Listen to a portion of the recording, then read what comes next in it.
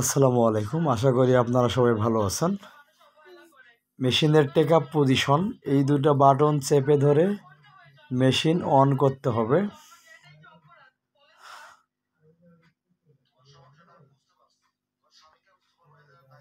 Machine on করার পরে মেশিনের যে পুলি আছে, পুলি ঘুরাইয়া টেক আপ যে পজিশনে থাকবে ঠিক সেই পজিশনে রাখতে হবে টেক আপ।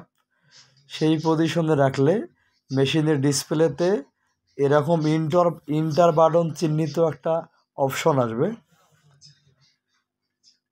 তখন